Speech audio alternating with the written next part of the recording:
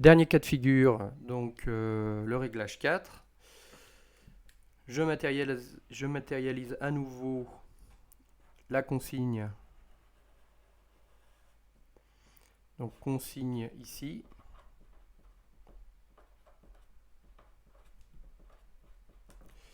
Et ici ma réponse toujours. Alors là on observe quelque chose de plus oscillant que tout à l'heure. Donc ma réponse ici. Donc tout de suite là on voit qu'on a un dépassement qui est plus grand. Alors voilà la réponse. Temps de réponse, bah, pareil, hein, on se refait ce tube. Ici, alors, qui va être à peu près par là logiquement. Donc là, ça va être à peu près ça la valeur. Donc si je me mets là, 95, ça va être là, en gros. Donc je matérialise les plus ou moins 5% autour de la valeur finale.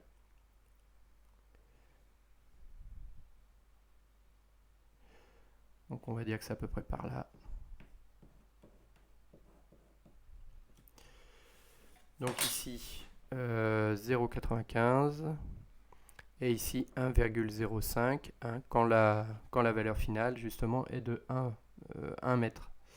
Alors je vois que le moment où pour la dernière fois on rentre à l'intérieur de ce tube, il se trouve là. Et donc là, ici, on va avoir notre temps de réponse à 5%. Donc temps de réponse à 5%, alors là, ça nous donne une valeur hein, approximativement de 5,2 secondes. Voilà pour le temps de réponse. Ici, l'erreur statique est toujours la même.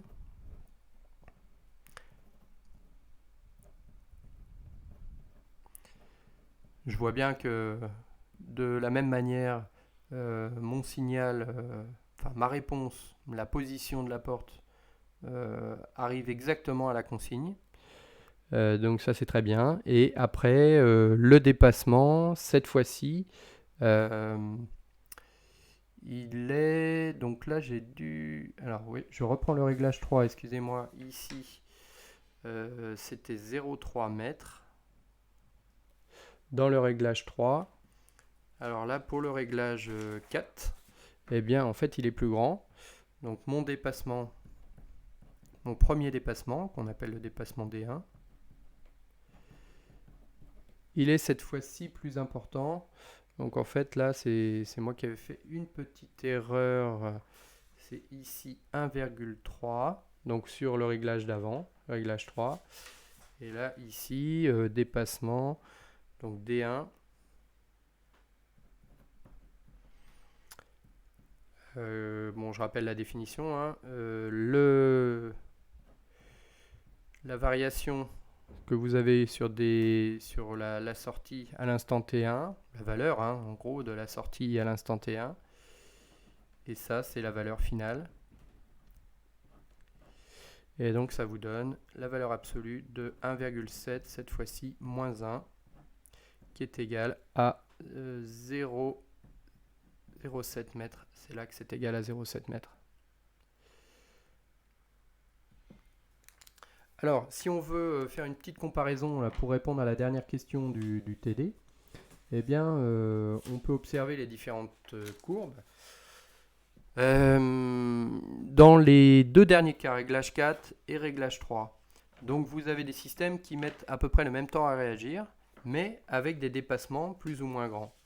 Donc il faut faire très attention parce que si vous avez un dépassement de la position de la porte, eh bien, admettons que par exemple que les deux portes se trouvent face à face, eh bien, vous pouvez ne pas avoir assez de place de débattement pour que les portes se déplacent et il peut y avoir des collisions avec les systèmes mécaniques qui l'entourent ou bien même les portes entre elles.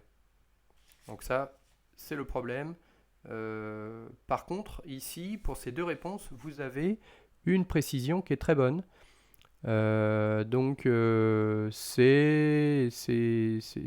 Pour ça, c'est très bien. Si je regarde les autres réglages, donc là, vous avez un temps de réponse qui est plus faible. Par contre, vous avez une très grande erreur de position. Donc ça, c'est pas bon. Et ici, dernière courbe, donc le réglage numéro 2. Un temps de réponse qui descend encore, donc ça, c'est intéressant.